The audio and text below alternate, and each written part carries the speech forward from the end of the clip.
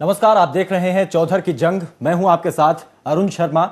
इससे पहले हमने बात की थी करनाल लोकसभा क्षेत्र के विधानसभाओं की। आज बाकी बची विधानसभाओं के बारे में भी हम बात करेंगे, जिनमें घरोंडा, इसराना, समालखा, पानीपत शहर, पानीपत ग्रामीण की, और जानने की कोशिश करेंगे कि लोकसभा चुनावों का कितना असर यहां देखने को मिलेगा।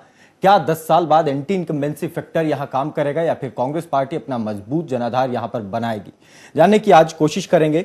उससे पहले मैं अपने मेहमानों से आपका परिचय करा देता हूं। धर्मपाल मकड़ोली मेरे साथ इंडियन नेशनल लोकदल से हैं, अनूप जी हैं कांग्रेस पार्टी से, राकेश सपड़ा भारतीय जनता पार्टी से, शंभू भद्रा वरिष्ठ पत्रकार, जगबीर नरवाल हैं हमारे साथ राजनीतिक विश्लेषक, और विजेंद्र शर्मा हरियाणा जनहित कांग्रेस से। तो तमाम मेहमान हमारे साथ जुड़े हैं और चलिए शुरुआत करते हैं। सबसे पहले घरोंडा की बात करते हैं। 1,86,000 के करीब वोटर मतदाता वाला ये विधानसभा क्षेत्र विपक्षी विधायक चुनने की तासीर रखता है। यहां ज्यादातर देखा गया है कि जिस दल से विधायक जीतता है तो सरकार दूसरे दल की बनती है। इस हलके में राजपूत रोड ज्यादा संख्या में है। 16,000 के करीब राजपूत तो 18,000 के करीब रोड वोटर यहां पर हैं। इनेलो के नरेंद्र सांगवान फिलहाल यहां विधायक हैं और सन 2000 से ही इनेलो का इस सीट पर कब्जा है। नरेंद्र सांगवान को एक बार फिर इनेलो की तरफ से यहां टिकट मिला है। तो बीजेपी ने महीना भर पहले बीएसपी छोड़कर हरविंदर कल्याण को टिकट दिया, जो बीएसपी छोड़कर आए हैं, जिससे बीजेपी कार्यकर्ताओं में रोष है। बीएसपी की तरफ से सोहनलाल गुप्ता लगभग 6,000 वोट बैंक के साथ चुनावी मैदान में है और बाकी किसी दल ने अपने पत्ते नहीं खोले हैं। जगबीर जी, मैं आपसे जानना चाहूंगा, एक यहाँ पर ऐसा देखा गया है कि लगभग जो विधायक चुनता है पार्टी की सरकार किसी और पार्टी की बनती है। हालांकि सन 2000 में इस बात से बच गया था ये हल्का।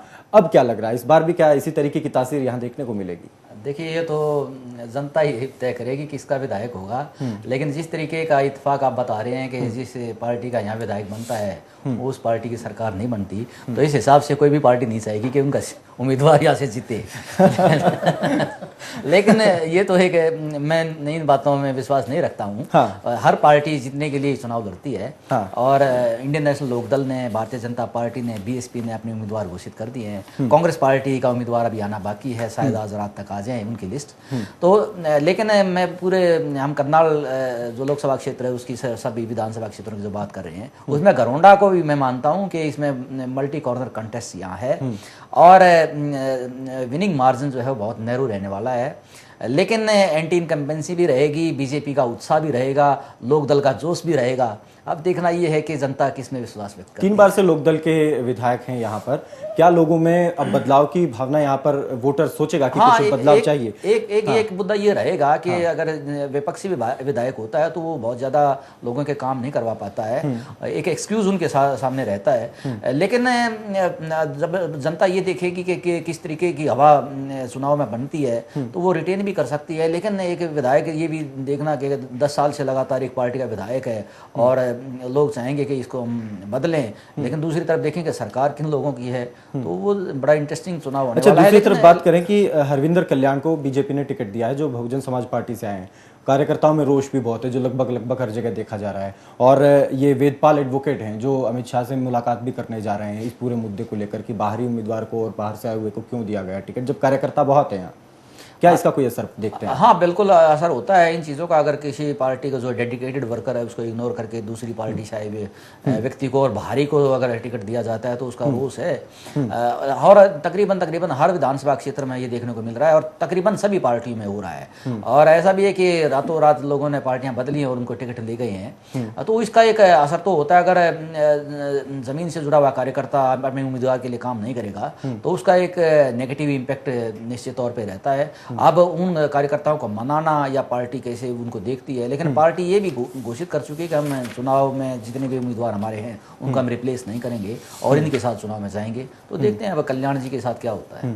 धर्मपाल जी, क्या लगता है आपको? 3 बार से क्योंकि विधायक यहाँ पर हैं, 2000 में सरकार भी आप लोगों की बन गई थी, उस वक्त भी इनेलो के विधायक थे, उसके बाद लगातार कांग्रेस की सरकार रही, फिर भी आपने वहां पर अपना तो इस बार क्या लगता है, क्योंकि काम तो कुछ करवा नहीं पाए पिछले 15 साल में? आज तो हरियाणा प्रदेश में, पूरे हरियाणा प्रदेश में चौधरी ओम प्रकाश चौटाला जी की लहर चल रही है और हर एक बच्चे को ही पता है कि भाई चौधरी ओम प्रकाश चौटाला जी मुख्यमंत्री बनने वाले इस विधानसभा चुनाव के बाद। लेकिन बच्चा ये भी जानना चाहता है, क्या वो बाहर आके चुनाव लड़ भी पाएंगे? वो हमने आप कर रखा है कोर्ट से, शायद हमें 100% उम्मीद है कि हमें मंजूरी भी मिल जाएगी और चौधरी ओम प्रकाश चौटाला जी चुनाव भी लड़ेंगे। और 25 तारीख को जींद में भी आ रहे हैं। जींद में हमारी चौधरी देवीलाल जी की जन्म शताब्दी हम मनाने जा रहे हैं और उस रैली में ये सारा पूरे हरियाणा की एक तस्वीर क्लियर हो जाएगी कि हरियाणा प्रदेश के अंदर इस बार इनेलो की सरकार बनेगी और नरेंद्र सागवान जी यहाँ से दूसरी बार फिर विधायक बनेंगे। पिछली बार क्योंकि देखा गया था वीरेंद्र राठौर जब चुनाव लड़ा था उन्होंने तो काफी ज्यादा वो अंतर से नहीं आ रहे थे, लेकिन अब क्योंकि कांग्रेस पार्टी के खिलाफ एंटी इनकम्बेंसी है, घरोंडा में भी कई सारे मुद्दे ऐसे हैं जिन पर काम करना चाहिए था मुख्यमंत्री को। लगभग 41 मांग रखी थी घरोंडा के लिए कि जो मतदाता हैं उन्होंने अपनी एक भी पूरी नहीं हुई। आरोप यह भी है कि मुख्यमंत्री एक बार भी वहां नहीं पहुंचे सिवाय वोट मांगने के। तो किस आधार पर अब कांग्रेस पार्टी इस विधानसभा क्षेत्र में ये सोच रही है कि इस बार जीत होगी? इस विधानसभा में सबसे पहले तो आप ये बात कह रहे थे अभी मेरे साथी कि चौधरी ओम प्रकाश चौटाला जो मुख्यमंत्री बनेंगे। पहले तो मैं इनकी बात का जवाब नहीं, पहले मेरी बात का जवाब दे दीजिए, बाद में इनकी का भी नहीं, बोलूंगा वो भी नहीं, वो मुझे लगता है कि आप देना चाह रहे हैं, क्योंकि मुझे पता है कि आप देना चाह रहे हैं उसी बात का जवाब। में भी कह रहे थे अपनी बात का तो दे दीजिए, मेरी बात जो मैंने पूछा वो तो जवाब दीजिए। विधानसभा में काम हुआ है ऐसा कोई विधानसभा नहीं है। 90 विधानसभाओं में, पूरे विधानसभाओं में चौधरी भूपेंद्र सिंह हुड्डा ने समान विकास कराया। तो फिर क्यों भेदभाव का आरोप? भेदभाव कहीं नहीं है। ये इनेलो के जो विधायक थे, कांग्रेस के भी नहीं, इनेलो के जो यहाँ पे घरोंडा से जो विधायक थे उन्होंने कभी सपोर्ट नहीं किया, उन्होंने कभी पब्लिक के बीच में नहीं गए। लेकिन सरकार तो आपकी थी। नहीं, राठौर जी हमारे एक्टिव रहे, जनता के बीच में रहे, उन्होंने काम भी करवाया है। बिल्कुल विपक्ष के पास सीट होते हुए भी माननीय मुख्यमंत्री भूपेंद्र सिंह हुड्डा जी ने वहां पे बराबर विकास कराया, ऐसा कुछ नहीं है।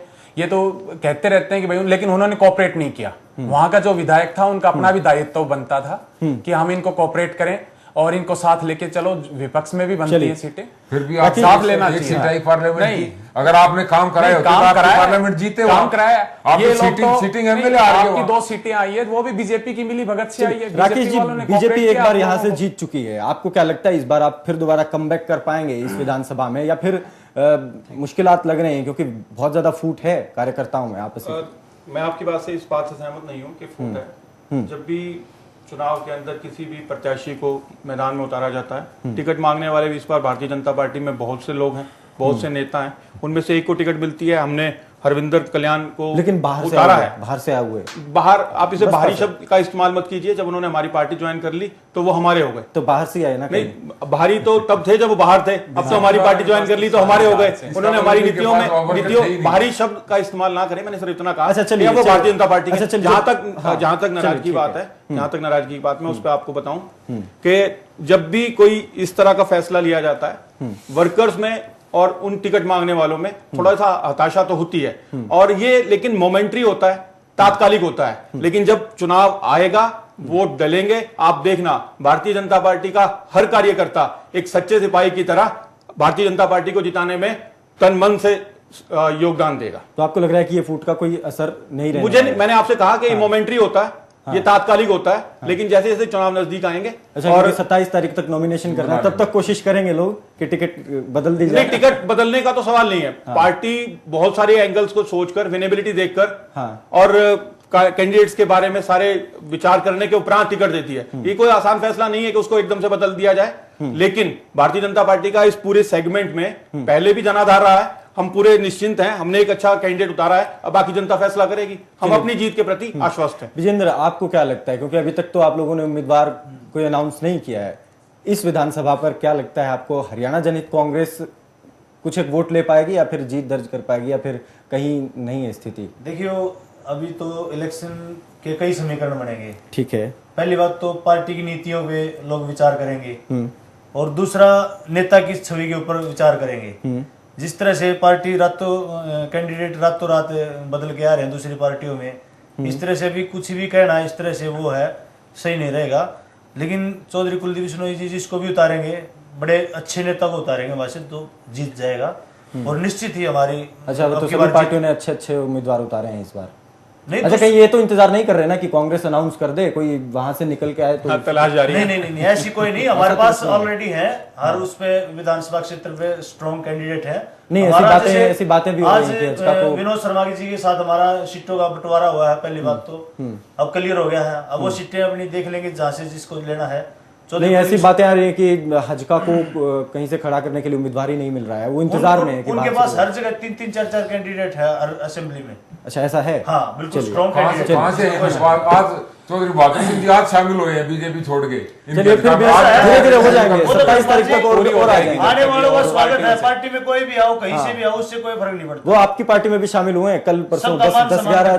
सम्मान तो नहीं दी। चलिए, वो बीजेपी वो वालों ने दूसरी भी बात दिया है, एक वोट तो बढ़ता है। 2 शंभू घंटे जी, पहले छोड़ के गया था। कुछ एक ये जो बातें हैं कि क्योंकि कांग्रेस की तरफ से वीरेंद्र राठौर जो पिछली बार चुनाव लड़े थे, वो इस बार ताल ठोक रहे हैं, हालांकि टिकट पक्की नहीं हुई है, तो राजपूत वोटर लगभग 16,000 के करीब यहाँ पर है। तो दूसरी तरफ बात करें नरेंद्र सांगवान, तो 12,000 के करीब जाट वोटर है। तीसरी तरफ जो रोड जाति के लोग हैं वो लगभग 18,000 के करीब सबसे ज्यादा फिलहाल देखा जा रहा है। तो हरविंदर कल्याण पर भरोसा जताया भारतीय जनता पार्टी ने। तो सीधा सीधा हम इसे कह सकते हैं कि कहीं ना कहीं जातिगत समीकरण के आधार पर टिकट बांटे गए हैं। तो क्या जातिगत समीकरण ही तय करेगा इस विधानसभा की जीत को? नहीं, पूरी तरह से तो इस विधानसभा की बात करें, आप घरौंदा की बात करें तो घरौंदा में विकास एक बड़ा मुद्दा है। जातिगत तो है ही, लेकिन विकास में जो भेदभाव है उसको लेकर के बड़ा मुद्दा है। और खासकर जो हरियाणा की स्टेट सरकार रही है, हुड्डा सरकार रही है, इन पे लगातार आरोप लगते रहे हैं। और मैं एक ताज़ा आपको बताना चाहता हूं कि आज ही एक खास सर्वे किया गया है इस स्टेट में। मैं अभी सूत्र के हवाले से बोल रहा हूं, नाम नहीं बताना चाह रहा हूं। वो सर्वे में 90% वोटर आज के टाइम में विकास में भेदभाव को बड़ा मुद्दा मानते हैं। ये एक बड़ा चीज है। और ये घरौंदा 90% लोग जो वोटर हैं उनको विकास एक में भेदभाव एक बड़ा मुद्दा लग रहा है। तो ये अपने आप में अप्रत्याशित है। और घरौंदा में कई सारी ऐसी योजनाएं थी, कई ऐसी चीजें थी जो वहाँ के लोग मांग कर रहे थे और सरकार उसको पूरी करने को तैयार नहीं थे। आपको बताऊं, जैसे हुड्डा साहब की बात करते हैं, चीफ मिनिस्टर मान लीजिए हैं, उनका जो विकास मॉडल है उस पर अगर आप गौर करें तो मैं और मेरा दीपेंद्र, इससे ज्यादा आगे वो नहीं बढ़े हैं, जिसका परिणाम लोकसभा में उनको भुगतना पड़ा है कि एक सीट है। अब लोकसभा में चुनाव हारने के बाद जो उनकी यात्रा है, मैं आपको एक खास चीज, आपको एक आंकड़ा देना चाहूंगा जरूर, कि चुनाव हारने के बाद गोहाना में 3,000 करोड़ की परियोजनाओं का ऐलान किया गया है। लोकसभा चुनाव के बाद पानीपत में 2,100 करोड़ की योजनाओं का ऐलान हुआ है। ठीक है। जिंद में 15 जून, 18 जुलाई, 25 जुलाई, 8 अगस्त 4 बार गए हैं मुख्यमंत्री साहब। इससे पहले नहीं गए थे। उस मकसद से वहां पे उन्होंने चौधरी रणबीर सिंह यूनिवर्सिटी की आधारशिला रखी है और कंडोला खाप के चबूतरे की आधारशिला रखी है। उसके बाद पानीपत 5 बार गए हैं। इस हार के लोकसभा हार के बाद सरकारी स्कूल की घोषणा की है और एक तहसील की बात की है वहां पे। उसके बाद गुड़गांव 3 बार गए हैं, मेवात 4 बार गए हैं। मेवात में 507 करोड़ की लागत से शहीद हसन खां मेवाती मेडिकल कॉलेज का उद्घाटन का उन्होंने अनाउंस किया है। भिवानी में बंसीलाल यूनिवर्सिटी का उद्घाटन किया है। और राज्यपाल के कार्यकाल के अंतिम दिनों में अंतिम 2 दिन जब बचे थे तो 5 आयोग की घोषणा की है।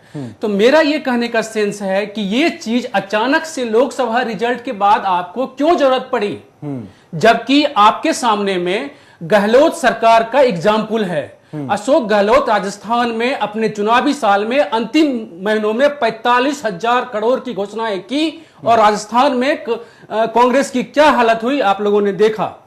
तो आपका कहने का मतलब तो मेरा कहने का सेंस है कि घरौंदा में खासकर घरौंदा ही नहीं, करनाल के और भी क्षेत्र हैं जहां पे विकास एक बड़ा मुद्दा है और आप विकास नहीं कर रहे हैं और एट ए टाइम चुनाव से पहले आप घोषणा कर रहे हैं विकास की। तो इसको जनता बखूबी देख रही है। और तो मतलब आपका कहने का मतलब ये है कि चुनाव से ठीक पहले लोकसभा चुनाव में नतीजे देख के और विधानसभा चुनाव से ठीक पहले घोषणाएं करी अलग अलग जगह उसका उसका रिजल्ट अच्छा, आप नेगेटिव ही देखते हैं क्या? नेगेटिव ही हो सकता वो है नहीं, पक्का राजस्थान मॉडल हमारे सामने में है। राजस्थान हमारे सामने में जहां 45,000 करोड़ उतनी घोषणाएं कर भी नहीं पाए हुड्डा साहब। 45,000 करोड़ की घोषणाएं करने के बाद भी अशोक गहलोत को पानी मांगने का वक्त नहीं मिला। आप ये बहुत ही दिलचस्प है, आप देख सकते हैं। और वही चीज आप इसी अंतिम 1-2 महीने में कर रहे हैं। प्रकाश काशनी जो आपके IAS अफसर हैं वो नाराज हैं इन 5 नियुक्तियों से जो आप अंतिम दिन राज्यपाल जब अनाउंस हो गया है और वो जा रहे हैं और उनके दिन आप घोषणा कर रहे हैं। तो जनता इस बात को समझती है कि सरकार का मकसद क्या है, सरकार चाहती क्या है। क्या मैं इसमें एक छोटी सी बात और ऐड कर दूं, सिर्फ 10 सेकंड में कि कुछ एक घोषणाएं जो मुख्यमंत्री जी द्वारा की गई वो ये भी कहा गया कि 1 नवंबर से लागू होंगी। अगर वो इतने ऑनेस्ट थे, इतने ईमानदार थे, तो वो बजट में प्रावधान करते और उनको लागू करते। इसी टाइम कर देते। लेकिन नोटिफिकेशन हो चुका, चुनाव आचार संहिता ये चुनाव के लिए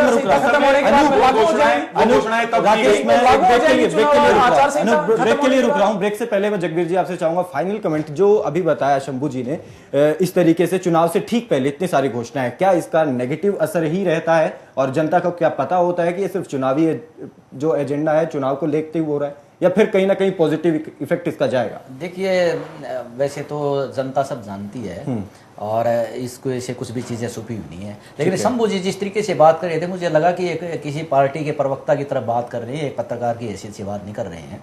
ऐसा नहीं है कि हुड्डा साहब ने काम नहीं किए हैं, विकास नहीं हुआ है, मैं नहीं मानता हूँ इस बात को। कम से कम विकास हमें दिखता है, घरौंडा में भी विकास दिख रहा है। जब हम चंडीगढ़ जाते हैं तो मुझे तो फ्लाईओवर घरौंडा में दिखता है, लेकिन कहीं और भी हर जगह दिखता है। अब वो पता नहीं किसने बनवा दिया रात में, पाकिस्तान की सरकार तो बनवा के नहीं आई है। मैं हुड्डा साहब को यहाँ डिफेंड नहीं कर रहा हूँ, सिर्फ मैं एक बात कर रहा हूँ जायज, जो कि एक न्यूट्रल बात है। हम जनता देखेगी कि उसने किसको वोट देना है। इसका क्या कुछ असर रहेगा चुनाव? लेकिन मुझे मेरा कमेंट प्लीज पूरा दीजिए। लेकिन जिस तरीके से, जिस जोश से शंभू जी ने बात करी है, उससे मैं टोटली एग्री नहीं करता हूँ, डिसएग्री करता हूँ।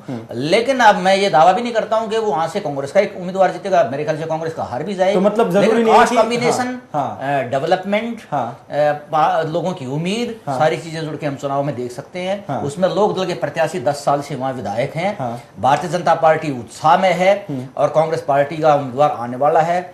लेकिन कांग्रेस पार्टी को मैं चुका हुआ पहले भी आपने के प्रोग्राम में कहा है, मैं नहीं मानता। मतलब चौंका भी सकती है कांग्रेस पार्टी। चलिए एक छोटे से ब्रेक के लिए हम यहाँ रुक रहे हैं। ब्रेक के बाद लौटेंगे तो कुछ और विधानसभाओं का विश्लेषण करेंगे। लेकिन घरौंडा की जहां तक तस्वीर अभी तक निकल के आई है, जातिगत समीकरण को देखते हुए हर एक दल ने यहाँ पर अपने अपने उम्मीदवार को खड़ा किया। कांग्रेस देखना है कांग्रेस किस दल से अपना उम्मीदवार या किस जाति से अपना उम्मीदवार खड़ा करती है और किसे उम्मीदवार वो बनाती है और कौन से समीकरण कांग्रेस पार्टी यहाँ लगाती है। छोटा सा ब्रेक, जल्द लौटेंगे।